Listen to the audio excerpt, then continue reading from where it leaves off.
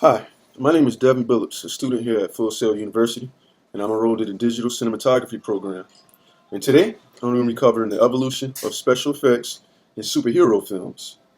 I chose to cover superhero films because, in my opinion, this is where special effects are most commonly used and used in abundance. In the early years of filmmaking, technology wasn't as advanced as it is today, so filmmakers and actors and actresses had to rely on different methods than we're accustomed to today. The period of filmmaking from the 1920s and 30s were the advent of special things going on in filmmaking. This was the golden age of silent film. During the era, motion pictures took a quantum leap from the Victorian eras of D.W. Griffith and Tom Ince. As silent films began to blossom and grow into their own, so did creativity with special effects. The Mark of Zorro, a 1920 superhero film, is an example of a superhero movie from that era that exhibits special effects. Gunshots were shown, and to not put anyone in real danger, slingshots and marbles were often used to replicate the action from gunshots, breaking glass, knocking items over, and etc. Also, makeup and facial contouring was used, as well as great acting for special effects. Stop motion was also used. So as we move into the 1940s and 50s, we move into a new era of technology and special effects. Sound has now made its way into film. World War II was happening in the early 40s, and filmmaking was declared vital to the war effort by the federal government. It was deemed great for propaganda. So in 1943, Batman aired on television in the form of sitcoms known as serials.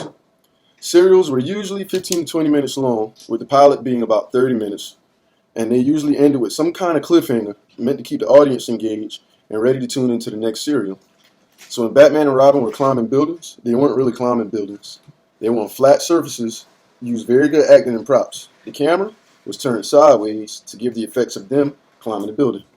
When Batman got hit by a car being driven by a villain, the cameras were turned upside down, and the scenes were enacted in reverse, as the actor would roll across the ground, get up, and act as if the car hit him or her, and then the car would be driven in reverse. Makeup and props were also used.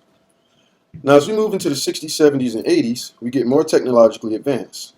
Cameras have upgraded, equipment has upgraded, the world has changed. In 1983, Superman 3 is released, and special effects are mind-blowing compared to the previous eras. Computer-generated imaging replicated his lasers he shot from his eyes. Squibs, which were small pyrotechnics, replicate bullet ricochets from air guns and control demolitions. Replicate explosions. Small-scale models of vehicles, buildings, and aircrafts are made in place for actual buildings to be destroyed. Because, let's be honest, you can't actually destroy the White House or any other real building for the sake of a film. Costumes, makeup artists, and lighting play specially all help with special effects in this era. And in the 90s, 2000s, and today, a plethora of methods from the 1920s up until now are used. We see all of these in Christopher Nolan's The Dark Knight. We see sensor suits, cables, harnesses, gimbals, makeup, CGI, Photoshop, green screen work, low lighting, scale models, makeup, costumes, props, and the whole nine. The Dark Knight was in the conversation for the best movie ever made. And so in conclusion, we can see the evolution of special effects across many different eras and how they changed the way films are made today. Thank you.